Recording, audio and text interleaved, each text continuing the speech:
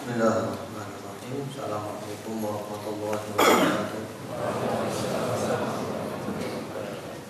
Innal hamdalillah nahmaduhu wa nasta'inuhu wa nastaghfiruh wa na'udzu billahi min shururi anfusina wa min sayyiati a'malina. May yahdihillahu fala mudilla lahu wa may yudlil fala hadiya lahu. وأشهد أن لا إله إلا الله وحده لا شريك له وأشهد أن محمدا عبده ورسوله صلى الله عليه وعلى آله وسلم تسليما كثيرا أما بعد اللهم إنا نسألك علما نافعا ونعوذ بك من علم لا ينفع. Ma'asyiral muslimin, ikhwan wa akhwat fillah rahimakumullah. Insyaallah pada malam hari ini kita akan melanjutkan kajian kita dari kitab Hisnul Muslim min Adhkaril Kitab was Sunnah yang diterjemahkan dengan judul Doa dan Wirid menurut Al-Quran dan Sunnah Rasulullah sallallahu alaihi wa ala alihi wasallam. Yang terakhir kita membahas sampai di mana? Yang terakhir doa keluar dari masjid, yaitu bab yang nomor ke-14, doaul khuruj minal masjid, doa keluar dari masjid. Itu adalah pembahasan kita yang terakhir, ya kan? Betul kan? Ya. Sekarang kita masuk bab yang baru, bab yang nomor ke-15, Adhkarul Adzan, zikir dan doa adzan.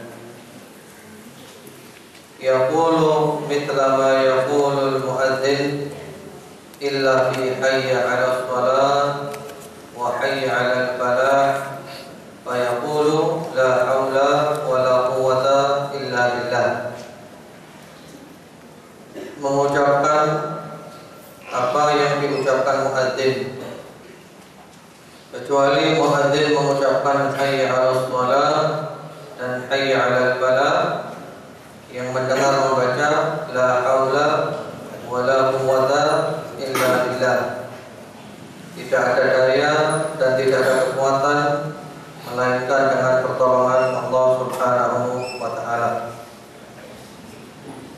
Hadisnya ini adalah hadis muttafaqun alaih yang disepakati oleh Al-Imam Al-Bukhari dan Imam Muslim rahimahumullah ta'ala, yaitu hadisnya berbunyi, idza sami'tumun nida faqulu mithla ma yaqulul muadzin.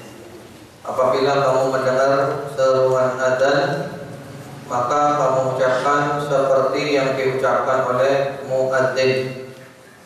Hadis ini diriwayatkan melalui jalan sahabat Abu Sa'id Al-Khudri radhiyallahu ta'ala anhu, kecuali di dalam Al-Hay'alah. Al-Hay'alah itu adalah hayya 'alas shalah dan hayya 'alal falah. Perinciannya yaitu di dalam riwayat Muslim, di situ diperinci ketika muadzin mengucapkan Allahu Akbar, Allahu Akbar, maka kita menjawab Allahu Akbar, Allahu Akbar. Ketika muadzin mengucapkan lagi Allahu Akbar, Allahu Akbar, maka kita mengucapkan Allahu Akbar, Allahu Akbar. Ketika muadzin mengucapkan asyhadu an la ilaha illallah, kita mengucapkan asyhadu an la ilaha illallah. Muadzin mengucapkan asyhadu an la ilaha illallah, kita juga mengucapkan asyhadu an la ilaha illallah. Muadzin mengucapkan asyhadu anna Muhammadar Rasulullah, kita juga mengucapkan asyhadu anna Muhammadar Rasulullah. Muadzin mengucapkan asyhadu anna Muhammadar Rasulullah, kita mengucapkan asyhadu anna Muhammadar Rasulullah. Muadzin mengucapkan hayya 'alas shalah, maka kita menjawab la haula wa la quwwata illa billah. Muadzin mengucapkan hayya 'alas shalah, kita menjawab la haula wa la quwwata illa billah. Muadzin mengucapkan hayya 'alal falah, kita menjawab la haula wa la quwwata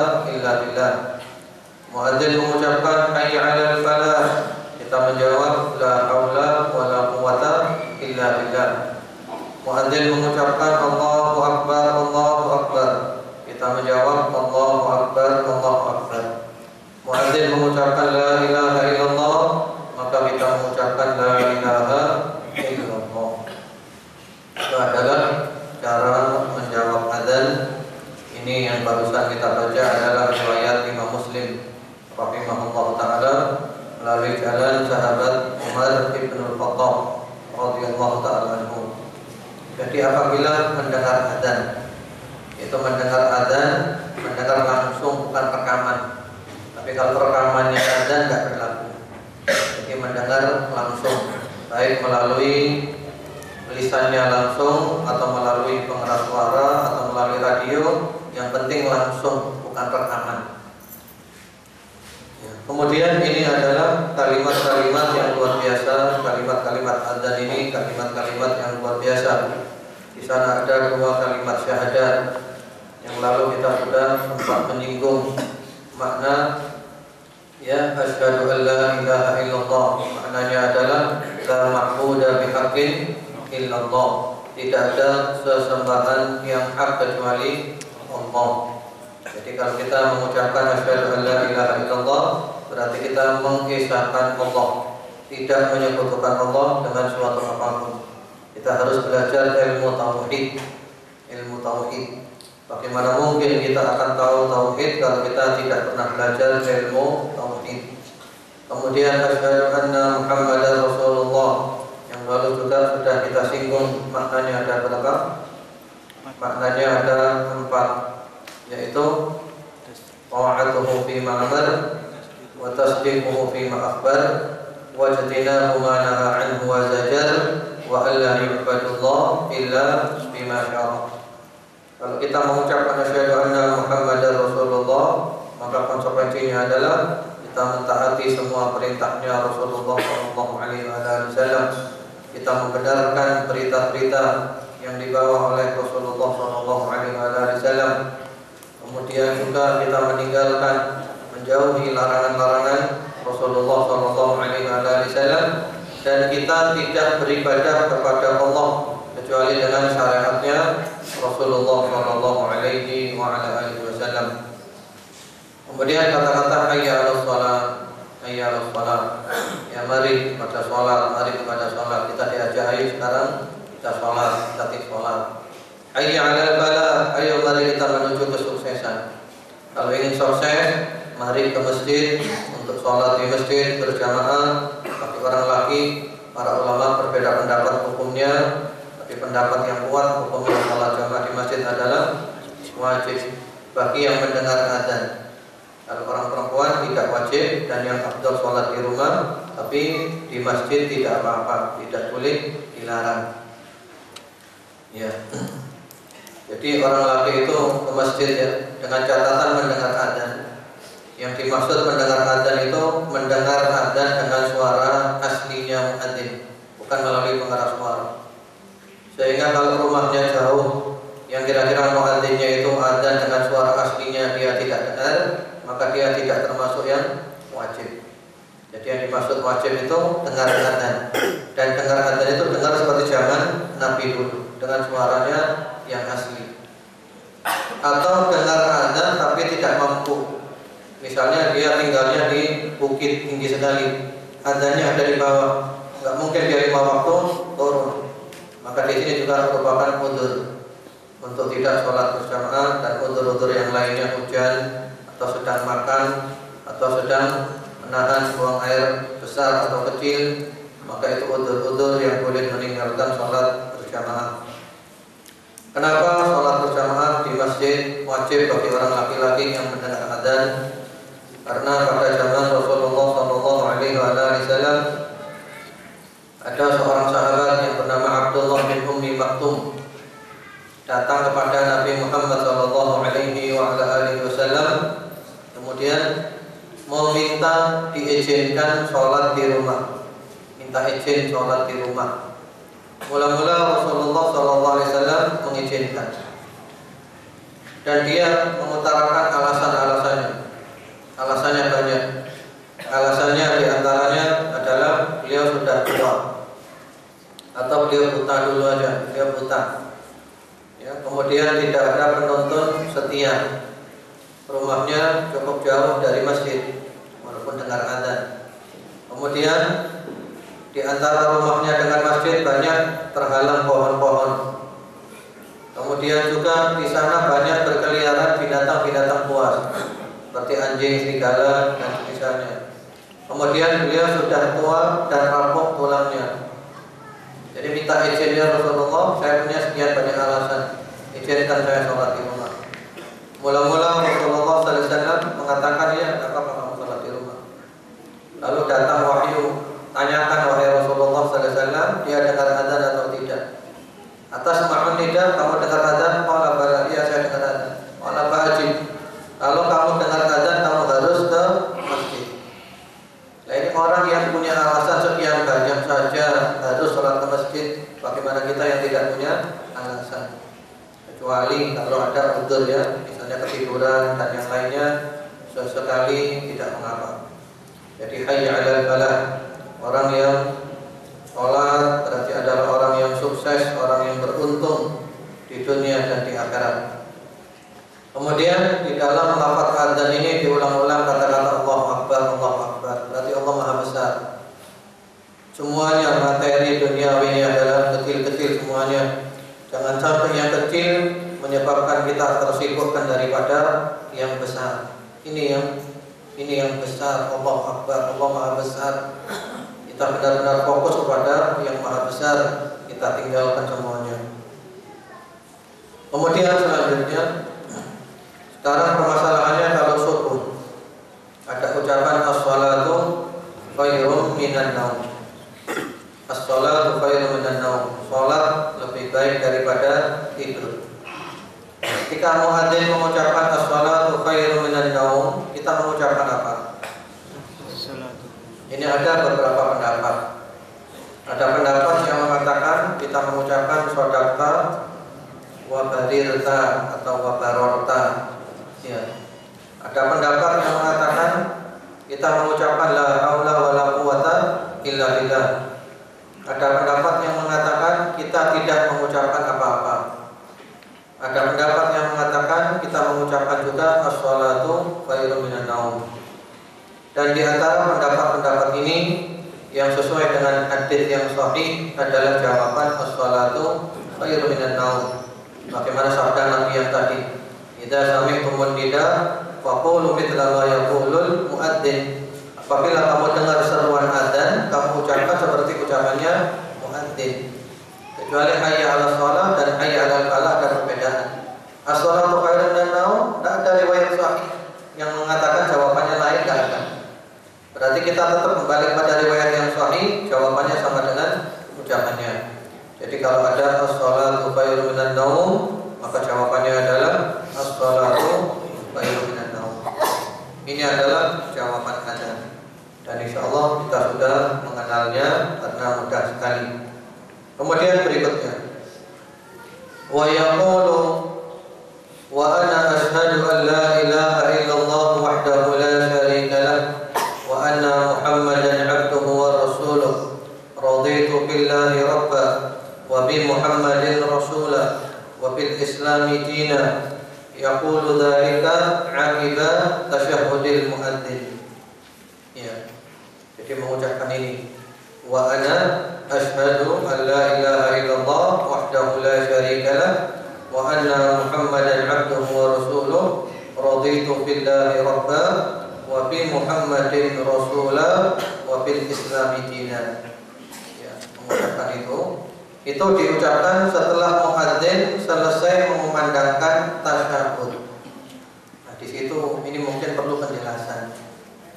Ini perlu penjelasan. Yang antum pahami dari kata-kata ini ya, itu diucapkan setelah muadzin selesai mengucapkan tasyahud syahadat la ilaha illallah.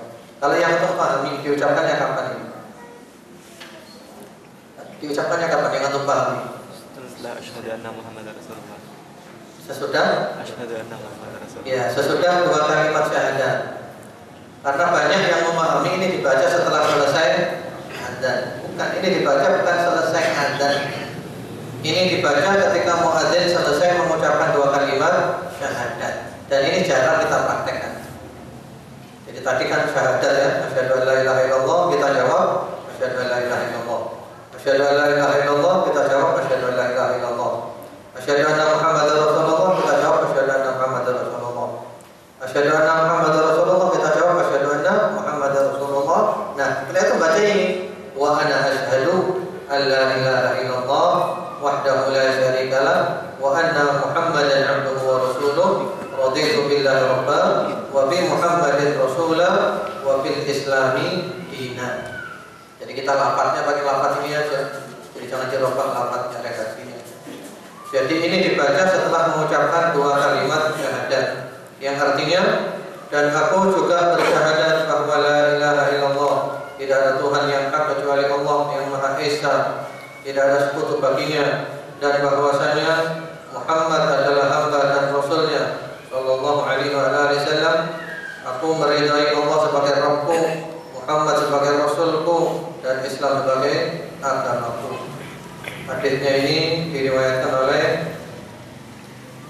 oleh Imam Muslim dan juga oleh Ibnu Khuzaimah melalui jalan sahabat Sa'ad bin Abi Waqqas radhiyallahu taala anhu. Jadi ini dibaca setelah syahadat. Jadi setelah kita baca asyhadu an la ilaha illallah, asyhadu anna Muhammadar Rasulullah, lalu kita baca ini wa ana asyhadu an la ilaha illallah wahdahu la syarika lah wa anna Muhammadan abduhu wa rasuluh raditu billahi rabba wa bi Muhammadin rasulah wa bil islami dina. Jadi kata-kata raditu billahi rabba ini ada beberapa redaksi. Kalau zikir pagi redaksinya akan berbeda kan? Kalau zikir pagi redaksinya raditu billahi rabba wa bil islami dina wa bi Muhammadin nabiyyan. Nabiyyan itu aja. Kita jangan merubah redaksinya Nabi. Kita biasanya mengucapkan wa bi Muhammadin nabiyyan wa rasulah. Berarti kita merubah redaksinya Nabi, jangan. Sudah kita ikuti redaksinya Nabi saja. Kalau Nabi redaksinya raditu billahi rabba wa bil islami dina wa bi Muhammadin nabiyyan, kita pakai wa bi Muhammadin nabiyyan. Kita tambah wa bi Muhammadin sallallahu alaihi wasallam nabiyyan tanpa rasulah. Karena Rasulullah tidak mengajarkan kepada kita redaksi nabiyyan wa rasulah. Sementara di sini redaksinya raditu billahi rabba wa bi Muhammadin rasulah wa bil islami dina. Atau kalau kita mau nambahin tambah shalawat. Raditu billahi rabba wa bi Muhammadin sallallahu alaihi wasallam rasulah wa bil islami dina. Ya. Ini juga kalimat-kalimat yang besar, dua kalimat syahadat yang tadi telah dibahas. Kemudian di situ ada kata-kata raditu billahi rabba. Aku ridha Allah sebagai Rabbku. Jadi orang kalau mengucapkan ini, aku ridha Allah sebagai Rabbku. Artinya Rabb adalah Allah adalah yang menciptakan aku, Allah yang memiliki aku, dan Allah yang mengatur aku. Berarti kalau kita mengucapkan raditu billahi rabba, kita ridha dengan keputusannya Allah apapun. Keputusannya Allah apapun kita ridha. Kita suka, kita tidak suka, apapun keputusannya Allah kita ridha. Ya. Karena kita harus yakin bahwa keputusan Allah untuk kita adalah keputusan yang terbaik. Jadi ini ikrar ini ya. Aku ridha Allah sebagai Rabbku. Allah ngatur aku. Takdirnya Allah apapun kepada aku terima. Allah memberikan apapun aku terima. Allah memberi kaya, memberi miskin, memberi sehat, memberi sakit, memberi apapun aku terima. Keputusannya Allah adalah yang terbaik. Tugasku adalah berusaha, berupaya, berdoa, berusaha, berupaya, berdoa. Hasilnya apa? Aku terima. Dan aku selalu husnudzan kepada Allah bahwa pilihan Allah adalah pilihan yang terbaik. Raditu billahi rabban. Karena itu sahabat Umar Ibnu Khattab radhiyallahu taala anhu, kalau pagi hari beliau enggak peduli. Pagi hari keadaannya menyenangkan atau tidak menyenangkan, beliau tidak peduli. Karena apa? Karena kita tidak tahu apakah yang terbaik bagi kita yang menyenangkan kita, ataukah yang terbaik bagi kita yang tidak menyenangkan kita. Kita tidak tahu. Pasrah kepada Allah. Kita senang, kita tidak senang, pokoknya ini adalah kehendak Allah. Raditu billahi rabba wa bi Muhammadin sallallahu alaihi wa ala alihi wasallam rasulah. Dan aku ridha Nabi Muhammad sallallahu alaihi wa ala alihi wasallam sebagai rasul. Berarti kita mengikuti ajarannya Nabi Muhammad ittiba' sunnah, mengikuti ajaran beliau, meninggalkan larangan-larangan beliau. Ittiba' sunnah, mengikuti sunnah ini paling penting, terutama zaman sekarang. Karena yang namanya bid'ah, yang namanya amalan-amalan baru yang tidak ada sunnahnya, semakin hari semakin berkembang atau semakin sedikit? Semakin hari semakin berkembang, terus berkembang. Karena manusia itu suka membuat inovasi. Ya. Jadi bid'ah katanya itu inovasi. Inovasi kalau dalam urusan dunia tidak apa-apa, tapi kalau urusan agama tidak. Agama ini nahnu nattabi' wa la nabtadi'. Dalam beragama ini kita mengikuti, bukan membuat perkara yang baru. Berarti tahun baru sekarang. Tahun baru. Kita kemarin ada peringatan perayaan tahun baru. Ada satu kelompok mengadakan bid'ah berupa maksiat. Bid'ahnya berupa maksiat malam tahun baru. Ya, tidak tidur, kemudian meniup trompet, kemudian juga menyalakan petasan, kembang api dan yang lain-lainnya. Bahkan mungkin juga narkoba, seks bebas, pergaulan bebas dan yang lain-lain. Kemudian ada satu kelompok yang lainnya mengarahkan, tujuannya baik, niatnya baik, positif. Itu mengadakan acara muhasabah atau qiyamul lail berjamaah. Saya pernah tanya masalah ini kepada Syekh Utsaimin langsung. Tanya langsung pada beliau, Syekh, kami dulu di Indonesia, itu ketika ada acara tahun baru, di sana ada kemaksiatan di mana-mana, lalu ada teman-teman punya niat baik mengadakan acara yang mulai berjamaah muhasabah. Bagaimana pendapat antum, Syekh? Apa jawaban beliau? Jawaban beliau adalah tuqawimunal bid'ah bil bid'ah. Kamu mau melawan bid'ah dengan bid'ah. Ini bid'ah maksiat, ini bid'ah ibadah. Malam tahun baru itu tidak ada keistimewaannya. Jadi tidak ada malam tahun baru dengan malam yang lainnya, tidak ada bedanya. Kita isi dengan apa? Kita isi dengan tidur seperti biasa. Tapi sholat isya, ngantuk, tidur, malam biasa, ya, sholat malam, kemudian sholat subuh, ya tidak ada bedanya. Jadi nggak perlu ada keistimewaan yang muhasabah kayak yang ini kayak itu kayak macam-macam, tidak ada. Wa khairul hadi hadi Muhammad sallallahu alaihi wasallam. Sebaik-baik petunjuk adalah petunjuknya Nabi Muhammad sallallahu alaihi wasallam. Loh, ini kan memberikan alternatif. Ini kan solusi dan yang lainnya. Iya. Solusinya adalah kita bilang kepada orang-orang, daripada kamu sepeda motoran keliling kemana-mana capek, lebih baik di rumah tidur. Ya itu. Bukan kemudian kita alihkan kepada bid'ah juga sama. Bahkan yang lebih parah adalah bid'ah dalam hal agama. Orang ahli maksiat masih merasa salah. Orang menyimpang dalam agama dan merasa salah. Karena nanti di tahun-tahun ke depan akhirnya diadakan acara tambah besar tahun baru, acara ini itu macam-macam acara-acara keagamaan. Padahal nggak ada bedanya antara malam tahun baru dengan malam-malam yang lainnya. Jadi kita perlu berpegang kepada sunnahnya Nabi Muhammad SAW. Walaupun resiko berpegang kepada sunnah, nanti resikonya apa? Kita dituduh Allah, ketinggalan zaman, ini itu, ujung-ujungnya nanti Pak Wahabi, Pak Wahabi, Pak Salafi, dan yang lainnya. Terus gitu, tentangan. Jadi tidak apa-apa, mau dituduh apa saja, tidak apa-apa. Inilah resiko mengamalkan sunnah. Dan Rasulullah sudah tahu, semenjak zaman dulu Rasulullah sudah tahu bahwa ada orang-orang yang nanti akan mengajak kita keluar dari sunnah, kita ditarik keluar dari sunnah. Karena itu apa kata Rasulullah SAW? Tamassaku biha wa 'addu 'alaiha bin nawajid. Kamu pegang erat-erat, kamu gigit dengan geraham. Gigit dengan geraham yang kuat. Jangan sampai orang bisa mencabut sunnah. Mau dituduh apapun, ketinggalan zaman, kolot ini itu, ya bismillah, kita jalan terus.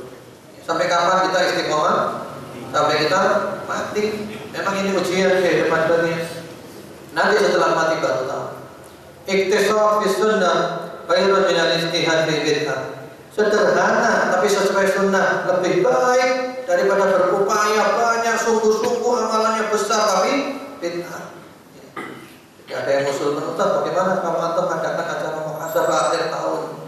Ya, daripada nanti mereka maksiat diadakan acara muhasabah. Ada acaranya. Malam tahun baru itu tidur kok muhasabah. Apakah Nabi pernah muhasabah malam tahun baru? Apakah Imam Syafi'i pernah muhasabah malam tahun baru? Apakah Kiai Haji Ahmad Dahlan pernah muhasabah tahun baru? Apakah Kiai Haji Hasyim Asy'ari pernah tidak muhasabah malam tahun baru? Tidak pernah. Jadi kalau kita bicara Nabi Katoan, bicara Kiai Haji Hasyim Asy'ari saja, pernah tidak beliau muhasabah malam tahun baru? Tidak ada. Jadi bid'ah ini kalau tidak kita kita hentikan, terus berkembang terus. Jadi terus tidak bisa. Setiap satu bid'ah muncul, satu sunnah mati. Satu bid'ah muncul, satu sunnah mati. Ya. Karena itu kita harus istiqomah berpegang kepada sunnahnya Nabi Muhammad Sallallahu Alaihi Wasallam. Dan nasihat yang sangat indah dari Al-Imam Al-Auza'i rahimahullah ta'ala, Imam Ahli Syam. Apa kata beliau? Alaika bi atharis salaf wa in rafadaka an-nas wa iyyaka wa ara'a ar-rijal wa in zakhrafuha laka bil qaul. Berpeganglah kepada peninggalan salaf walaupun manusia menolak kamu, dan hati-hatilah kamu daripada pendapat-pendapat yang dari akal, enggak ada sunnahnya. Walaupun dihiasi dengan ucapan yang indah, wah ini indah, bagus, retorikanya luar biasa, tapi enggak ada sunnahnya, dari akal kita tolak. Kita berpegang kepada sunnah Nabi Muhammad Sallallahu Alaihi Wasallam. Sehingga kita harus siap menjadi ghuraba, orang-orang yang dianggap sebagai orang-orang asing, yang tetap baik ketika manusia sudah rusak, yang memperbaiki apa yang dirusak oleh manusia. Wa bil Islami dina, aku ridho Islam sebagai din, sebagai dinku, agamaku. Berarti kita ridho dengan keputusan Islam, dengan ajaran-ajaran Islam, dengan semua syariat Islam. Jadi masuk Islam itu total, tidak setengah-setengah. Udkhulu fis-silmi kafah, masuklah ke dalam agama Islam secara total. Jadi jangan milih-milih. Oh ini kayaknya enak, saya mau ini. Oh itu berat, tidak enak, saya tidak mau itu. Islam kita amalkan semuanya. Menurut kita enak, menurut kita tidak enak, kita istiqomah mengamalkan Islam. Kemudian selanjutnya poin yang nomor ke-24, poin doanya. Yusalli ala Nabi sallallahu alaihi wasallam ba'da faraghihi min ijabatil muadzin. Membaca shalawat kepada Nabi setelah selesai menjawab azan yang dikumandangkan muadzin. Jadi baca shalawat ya, setelah la ilaha illallah ya, Allahu akbar Allahu akbar, la ilaha illallah, Allahumma shalli ala Muhammad wa ala ali Muhammad. Jadi membaca sholawat setelah selesai muadzin mengumandangkan adzannya. Ini hadisnya diriwayatkan oleh Imam Muslim rahimahullah taala melalui jalan sahabat Abdullah ibnu Amr radhiyallahu taala anhuma, yaitu annahu sami'a an-nabiy sallallahu alaihi wasallam yaqul, bahwasanya beliau mendengar Nabi Muhammad sallallahu alaihi wasallam bersabda, idza sami'tumul muadzin faqulu mithla ma yaqul. Apabila kamu mendengar azan, hendaklah kamu ucapkan seperti apa yang dia ucapkan. Tsumma shallu alayya, kemudian bersolawatlah kepadaku. Fa innahu man shalla alayya salatan sallallahu alaihi biha asyra. Karena sesungguhnya barang siapa bersolawat kepadaku satu kali, maka Allah bersolawat kepadanya 10 kali. Jadi selesai adzan, la ilaha illallah, baca sholawat. Allahumma shalli ala Muhammad wa ala ali Muhammad.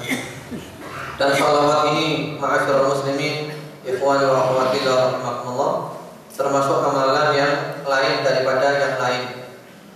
Kalau antum perhatikan perintah sholat, perintah zakat dan perintah-perintah yang lainnya, apa yang dipakai oleh Allah? Kata-katanya langsung, aqimus shalah, atuz zakat, dirikan sholat, bayarkan zakat, langsung. Tapi kalau sholawat, apa redaksinya? Redaksinya sebelum Allah menyuruh kita, Allah memberitahu kita dulu. Innallaha wa malaikatahu yusalluna 'alan nabi ya ayyuhalladzina amanu sallu 'alaihi wa sallimu taslima. Sesungguhnya Allah dan para malaikatnya bersolawat kepada Nabi. Orang-orang yang beriman, ucapkan salawat dan salam kepada Nabi Muhammad sallallahu alaihi wa ala alihi wasallam. Jadi di sini sebelum kita disuruh bersolawat, kita diberitahu dulu bahwa Allah bersolawat kepada Nabi. Rasulullah para malaikat bersolawat kepada Nabi. Baru kita disuruh, orang-orang beriman, tirulah Allah, tirulah malaikat, ucapkanlah salawat kepada Nabi Muhammad sallallahu alaihi wa ala alihi wasallam. Jadi kita disuruh meniru Allah, disuruh meniru para malaikat untuk mengucapkan salawat kepada Nabi Muhammad sallallahu alaihi wa ala alihi wasallam. Apa makna salawat ini? Salawat ini doa.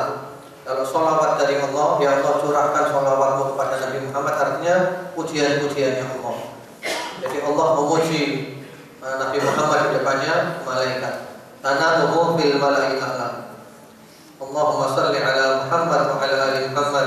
Ya Allah curahkan salawatmu kepada Nabi Muhammad dan keluarga Nabi Muhammad. Ya Allah pujilah Nabi Muhammad di depan malaikat. Curahkan pujian-pujian kepada Nabi Muhammad dan keluarga Nabi Muhammad di hadapan malaikat sana. Siapakah keluarganya Nabi Muhammad? Keluarganya Nabi Muhammad ada dalam makna skala kecil, ada dalam skala besar. Dalam skala kecil diantaranya adalah yaitu sahabat Ali bin Abi Thalib dan istrinya Fatimah Zahra beserta dua putranya Al-Hasan wal Husain. Kemudian dalam skala yang lebih besar yaitu keluarga Alu Ali, Alu Aqil, Alu Abbas, Alu Ja'far. Termasuk juga istri-istrinya Nabi Muhammad SAW adalah keluarganya Nabi yang diharapkan atas mereka sedekah.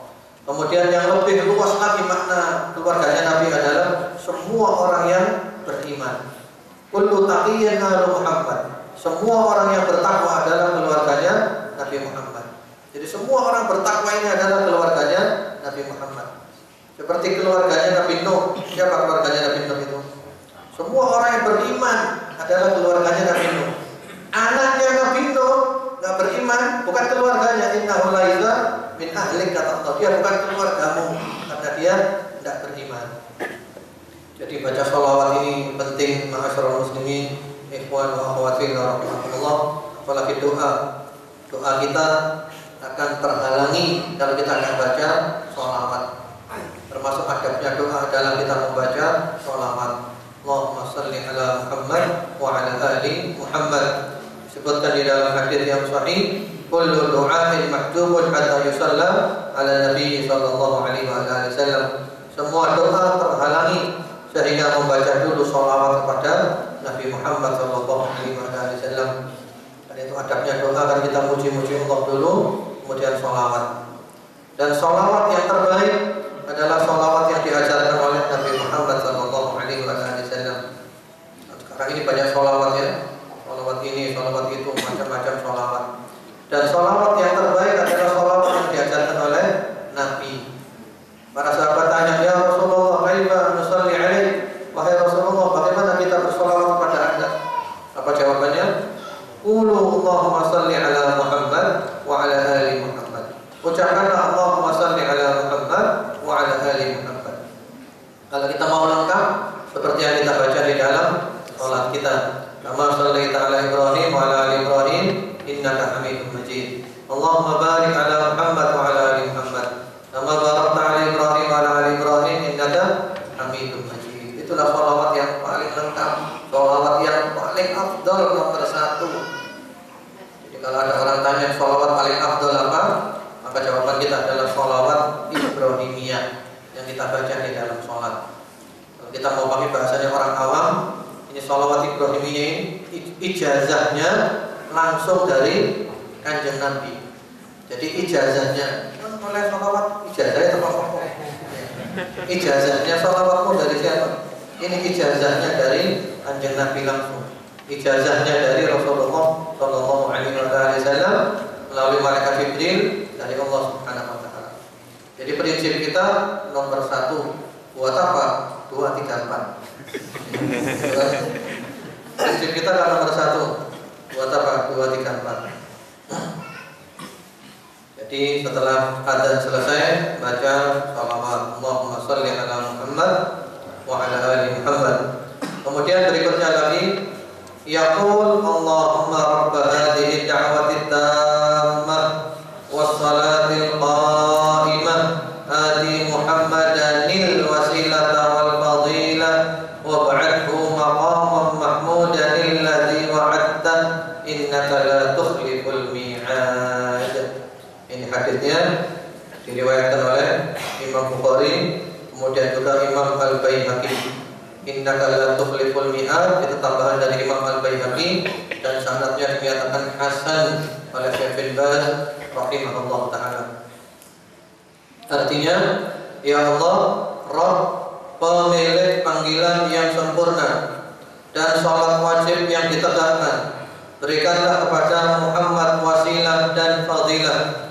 Bangkitkanlah beliau ke tempat terpuji yang telah kau janjikan kepadanya. Sesungguhnya engkau tidak pernah memungkiri janji. Ya. Jadi ini doa yang luar biasa.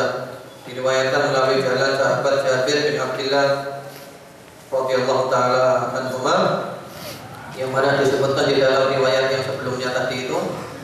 Tsumma sallallahu alaihi wasilah. Setelah kamu sholawat, kamu mintakan untukku wasilah. Kita akan memintakan wasilah. Apa itu wasilah? Fa innaha manzilatun fil jannah la tanbaghi illa li 'abdin min ibadillah wa arju an akuna ana huwa. Wasilah adalah kedudukan di surga, tidak sepatutnya diberikan kecuali kepada seorang hamba di antara hamba-hamba Allah, dan aku berharap akulah orangnya itu. Faman sa'ala liyal wasilah allat lahu syafa'at. Barang siapa memintakan untukku wasilah, maka dia pasti mendapat syafaatku. Bayangkan ya, ini betapa tawaduknya Rasulullah SAW. Kita memintakan untuk Rasulullah apa? Al-wasilah, kedudukan yang tinggi di surga. Apa kata Rasulullah? Yang hanya layak diisi oleh seorang hamba Allah. Apa kata Rasulullah? Aku berharap aku orang itu. Ini tawaduknya Nabi. Padahal beliau lah orangnya, tidak ada orang lain selain beliau. Jadi apa kata beliau? Aku berharap aku yang mendapatkan derajat itu. Ini tawaduknya Nabi Muhammad Sallallahu Alaihi Wasallam. Padahal yang dapat beliau, tidak ada orang lain selain beliau yang mendapatkannya. Mari kita lihat dulu doanya ini. Allahumma Rabb hadhihi da'wati tammah, wahai Rabb pemilik panggilan yang sempurna. Maksudnya adalah kalimat adzan, kalimat-kalimat tauhid. Ya, ini adalah kalimat-kalimat yang sempurna karena jauh daripada syirik. Ya, tidak bisa dirubah-rubah sampai hari kiamat. Tetap Allah la ilaha illallah, Allah tidak mau disekutukan. Wassalatil qa'imah, dan Tuhan pemilik salat yang akan ditegakkan. Ya, salat yang akan ditegakkan, entah adanya apa, subuh berarti salat subuh, zuhur berarti sholat zuhur, dan seterusnya. Ati Muhammadanil wasilata wal fadilah. Berikanlah kepada Nabi Muhammad al-wasilah dan al-fadilah. Al-wasilah tadi ya, kedudukan yang tinggi di surga, milik satu orang saja, dan pemiliknya adalah Nabi Muhammad SAW. Sekarang ada pertanyaan. Kalau kita tidak memintakan untuk Nabi Muhammad wasilah, kira-kira beliau dapat nggak wasilah? Beliau dapat. Jadi kita mau mendoakan beliau, nggak doakan beliau tetap mulia, beliau tetap agung. Dan ketika kita mendoakan Nabi Muhammad SAW, yang untung siapa? Yang untung itu kita. Jadi kita baca sholawat kan mendoakan Nabi. Yang untung siapa? Yang untung itu kita. Kalau kata orang Jawa, ya, kalau kata orang Jawa itu oleh mendalani, mendal. Jadi kita mengucapkan, tapi mendalam awake dewi. Jadi oleh mendalani. Jadi kita baca sholawat itu kena diri kita sendiri. Karena ada seorang yang benci kepada Islam mengatakan, buat apa kamu mengikuti Muhammad? Muhammad masih butuh didoakan. Ikuti saja ini loh, yang ada di tembok ini, yang ada pakai baju. Ikuti. Ini alaihi salam, keselamatan atasnya. Jadi nggak butuh doa. Maka kita jawab, kalau kamu punya rumah kaca, jangan lempar rumahnya orang. Nanti rumahmu dilempar kamu ikut orangnya, tak pakai baju masuk neraka kamu. Bahkan di neraka kamu syirik menyekutukan Allah Subhanahu wa taala. Jadi kita baca doa untuk Nabi, memintakan wasilah, fadilah, kedudukan yang tinggi untuk Nabi. Ini kembalinya kepada kita, yang untung kita, karena kita bakal mendapatkan syafaatnya Nabi Muhammad SAW. Kemudian kita mendoakan beliau supaya beliau mendapatkan al-maqamul mahmud, kedudukan yang terpuji. Apa itu al-maqamul mahmud?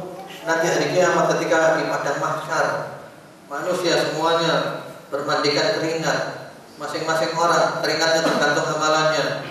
Bahkan ada yang sampai tenggelam oleh keringatnya, walaupun ada yang mendapatkan naungan Allah. Padahal tidak ada naungan kecuali naungan arasnya Allah. Lalu kita dapat ilham, kita mendatangi Nabi Adam, mohon syafaatnya Nabi Adam. Nabi Adam nggak sanggup.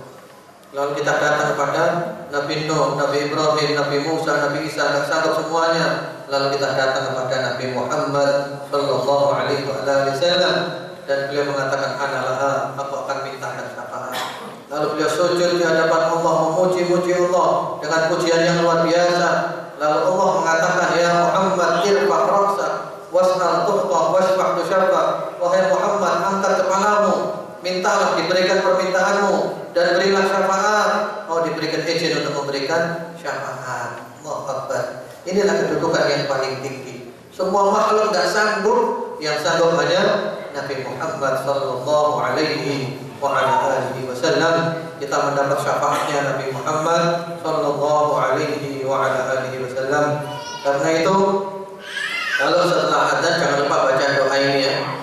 Setelah adzan, Allahu Akbar, la ilaha illallah, shalawat dulu, Allahumma salli ala Muhammad wa ala ali Muhammad. Allahumma rabb hadhihi ad-da'wati at-tammah was-salatil qa'imah ati Muhammadan al-wasilata wal fadilah wab'athhu maqaman mahmudan alladhi wa'adtahu innaka la tukhliful mi'ad. Sudah, jangan ditambahin macam-macam, ini riwayat yang sahih. Karena ada juga tambahan yang lainnya. Ati Muhammadan al-wasilata wal fadilah wasyarafa wad darajata al-'aliyata ar-rafi'ah. Teman-teman, lek nambahin berkata loh.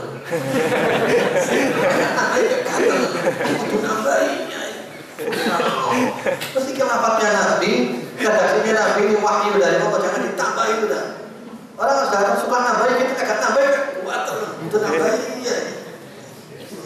Itu udah, kelafatnya Nabi jangan dirubah-rubah. Ini riwayat yang sahih, kita ikut riwayat yang sahih dari Nabi Muhammad Sallallahu Alaihi Wasallam. Dan kalau kita baca ini, kita akan mendapatkan syafaatnya Nabi Muhammad Sallallahu Alaihi Wasallam. Kemudian, innaka la tukhliful mi'ad, tadi telah diterangkan ya.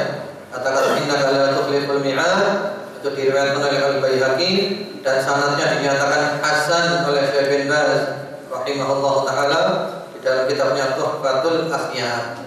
Sebagian ulama mengatakan dhaif, tapi Syekh bin Baz mengatakan hasan. Jadi memang ini perbedaan pendapat di kalangan para pakar ahli hadis. Tidak usah saling menyalahkan. Semuanya sama-sama pakar. Kalau saya sendiri saya pakai innaka la tukhliful mi'ad, saya baca. Ya.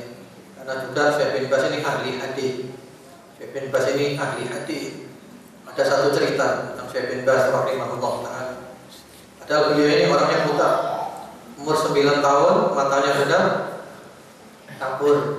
Umur 10 tahun, umur 20 tahun, 19 kabur, 20 tahun buta total. Tapi subhanallah, mata hatinya dibuka oleh Allah Subhanahu wa taala. Al-Qur'an hafal, ilmu hadis, ilmu sampai ahli hadis itu loh. Kalau ada masalah-masalah hadis yang enggak paham, tanyanya kepada Syekh bin Baz rahimahullah taala. Dan beliau juga ahli ibadah, Masya Allah. Lalu ada sebuah hadis, ini cerita dari para ulama ya. Di situ penulisnya mengatakan bahwa Muslim, riwayatnya Imam Muslim, riwayatnya Muslim. Tapi di Sahih Muslim tidak ada.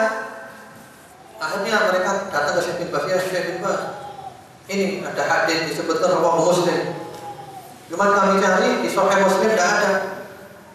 Syekh bin Baz kan buta orangnya, merenung sebentar. Apa jawaban beliau? la'allahu muslimun minal muslimin.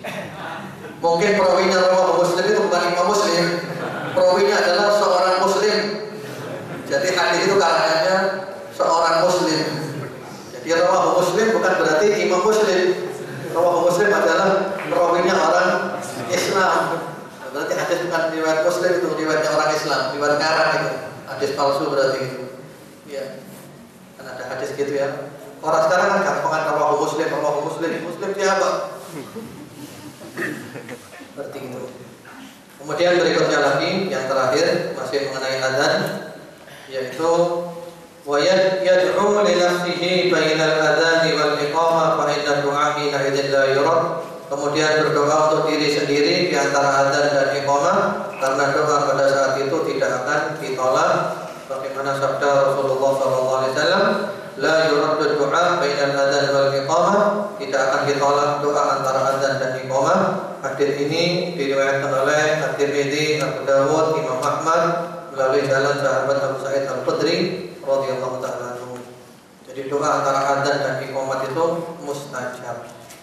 Jadi setelah selesai baca doa adzan, ya doa ini mustajab. Atau sholat dulu, sholat qobliyah, setelah sholat qobliyah sambil nunggu qomat, menunggu sholat yang wajib, itu juga doa, ini juga mustajab. Dan ngangkat tangan boleh, umum ini doanya, termasuk doa yang mustajab. Wallahu a'lam. Mungkin itu dulu aja. Insyaallah berikutnya kita masuk tentang doa-doa di dalam sholatnya Nabi Muhammad SAW, mulai doa istiftah dan yang lain-lainnya. Wallahu a'lam. Kalau ada yang mau ditanyakan, monggo, tafadhol.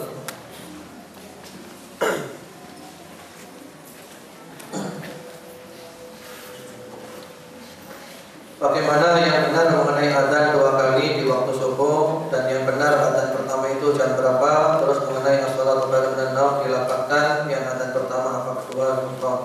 Iya. Adzan 2 kali waktu subuh itu sunnah. Rasulullah punya 2 muadzin untuk adzan subuh, yaitu Bilal dan Abdullah bin Ummi Maktum. Bilal adzannya waktu malam, belum masuk waktu subuh. Abdullah bin Ummi Maktum adzannya setelah masuk waktu subuh. Syaratnya berapa? Itu tidak ada ketentuan. Kalau di dalam riwayatnya hadis itu kayaknya jaraknya dekat sekali. Jadi begitu Bilal turun langsung Ibnu Maktum naik. Tapi kayaknya nggak masuk akal riwayat itu. Tapi oleh para ulama dijelaskan panjang lebar mengenai riwayat tersebut. Naik. Jadi Bilal baru turun langsung Ibnu Maktum naik. Berarti kan nggak ada batasnya. Itu ada penjelasan-penjelasan hadisnya itu. Sehingga tidak ada ketentuan. Kalau di Arab Saudi itu jaraknya kurang lebih 1 jam. Kalau antum ke Mekah dan ke Madinah, perhatikan, jadi adzan pertama itu 1 jam sebelum adzan yang kedua. Di adzan pertama 1 jam sebelum adzan yang kedua. Adzan kedua adalah adzan setelah masuk waktu subuh. Nah, kalau kita di Indonesia terserah kita mau 1 jam mau setengah jam tidak apa-apa. Yang penting masyarakat paham bahwa di sini ada adzan pertama dan ada adzan kedua, supaya mereka tidak bingung.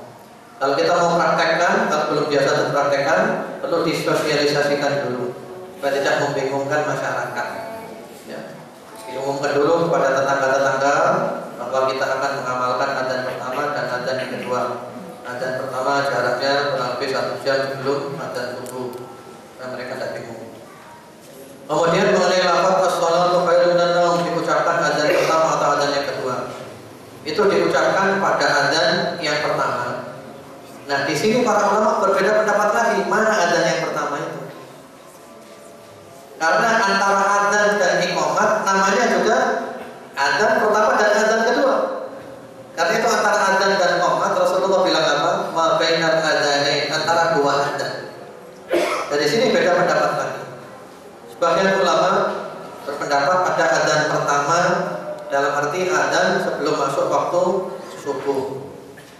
Ya. Sebagian berpendapat adzan pertama itu adalah adzan ketika masuk waktu subuh, karena qomat itu disebut dengan adzan yang kedua. Jadi ada beda pendapat. Dan ini bukan masalah yang prinsip ya.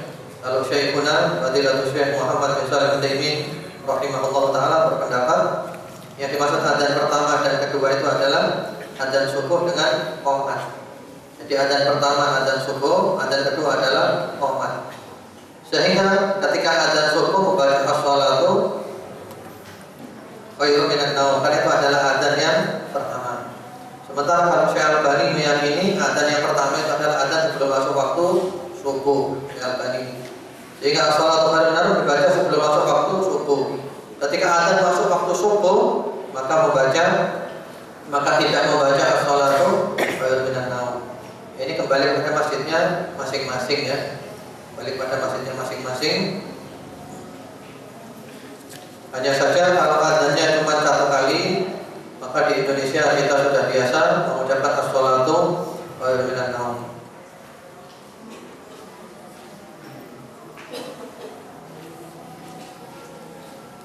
Ustaz, di tempat saya azannya duluan atau azan sebelum waktunya.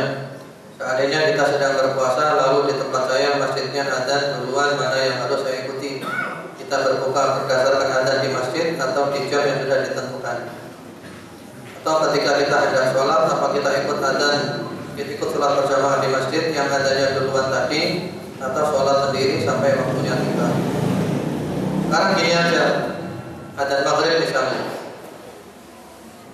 Misalnya sekarang ini masuknya waktu maghrib jam 6. Masuk waktu maghrib jam 6. Jam setengah 6 muadzinnya sudah azan. Kita buka apa enggak? Jadi masuk waktu maghrib jam 6. Setengah 6 muadzinnya azan. Kita berbuka apa enggak? Berbuka apa enggak kita? Jadi patokannya bukan azan. Patokannya adalah masuknya waktu sholat. Jadi walaupun muadzinnya itu sudah azan tapi belum masuk waktu sholat, ya jangan buka. Mungkin tadi muadzinnya lihat ini kok mendung, berarti sudah masuk waktu maghrib ini, lalu dia azan padahal masih setengah 6, sementara masuk waktu maghrib jam 6, dan boleh buka. Jadi ukurannya bukan azan, ukurannya adalah masuknya waktu sholat. Atau misalnya jam 6 sudah masuk waktu maghrib, muadzinnya tidak azan, muadzin baru azan jam 6:04. Boleh tidak kita sholat jam 6 tadi itu? Boleh. Jadi ukurannya bukan azan. Apalagi dalam kalau waktu puasa, biasanya kadang muadzin itu bukan dulu, kita disuruh nunggu. Iya. Jadi masuk waktu maghrib, muadzinnya buka dulu, makan kurma dulu, baru kita berpihak azan. Jadi patokannya bukan azan, patokannya adalah masuknya waktu sholat. Sudah masuk waktu sholat, belum azan, nah kita tidak apa-apa. Belum masuk waktu azan, belum masuk waktu sholat, tapi dia azan, ya kita tidak boleh sholat.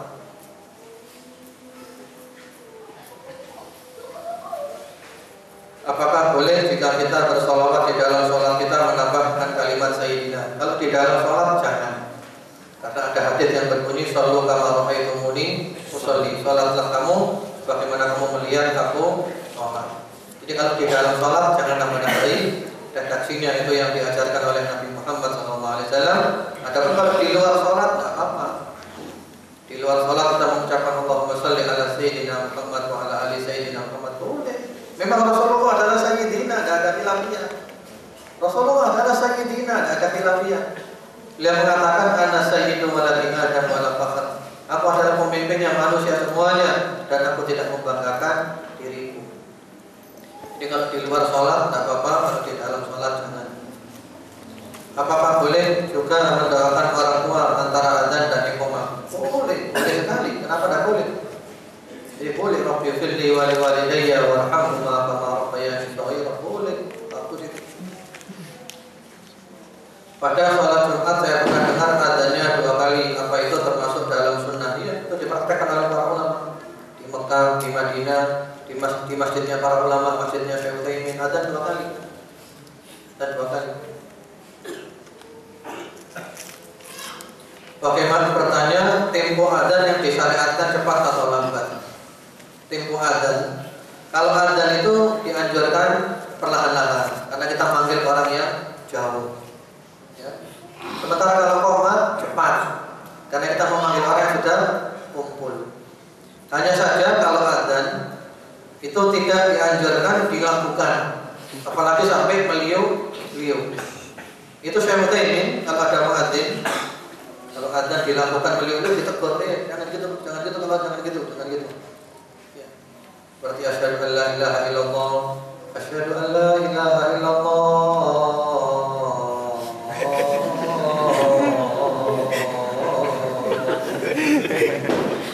Karena kamu dimakan namanya antum gitu mau enggak? Misalnya namanya antum siapa? Namanya antum Umar. Umar.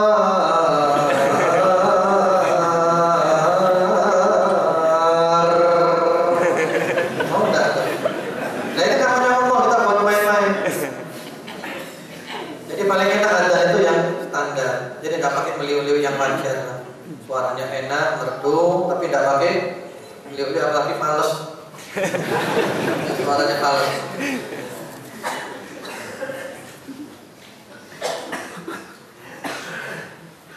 Apakah muadzin juga membaca doa-doa tadi? Enggak, kalau muadzin tidak ya. Itu yang mendengar suara muadzin. Yang mendengar suara muadzin. Hanya saja nanti ada tarji. Bagi muadzin ada namanya tarji. Tarji itu sebelum muadzin mengucapkan syahadat dulu.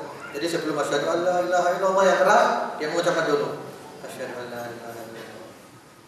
Asyhadu an la ilaha illallah. Baru keras. Terus lagi asyhadu an la ilaha illallah. Baru keras. Asyhadu an la ilaha illallah. Terus asyhadu anna Muhammadar Rasulullah. Terus baru kemudian asyhadu anna Muhammadar Rasulullah. Terbanyak tarji. Itu bagi muadzin. Jadi sebelum dia mengucapkan syahadat yang keras, diucapkan dulu yang pelan. Itu ada rekamannya, ada orang ikhwan kita yang belajar di mana, di Syekh Yahya Al-Kajuri, muridnya Syekh Mukbil ya. Kalau tidak salah adanya Abu Hazim. Itu mencontohkan adzan dengan gaya tarji, dengan tarji.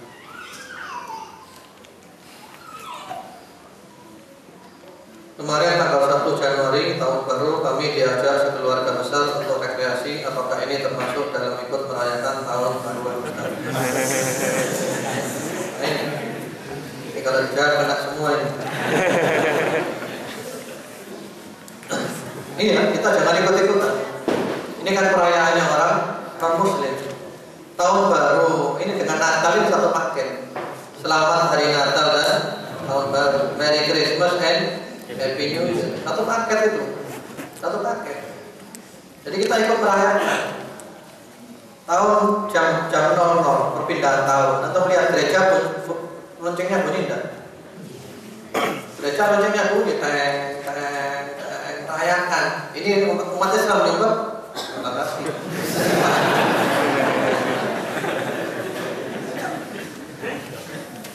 Ya mungkin itu dulu aja. Nanti kalau dijawab semuanya kami syukur. Allah alam, kurang lebihnya saya mohon maaf. Semoga Allah menjadikan kita istiqomah. Allah menutup umur kita dengan husnul khatimah. Subhanallahumma bihamdika, asyhadu an la ilaha illa anta, astaghfiruka wa atubu ilaik.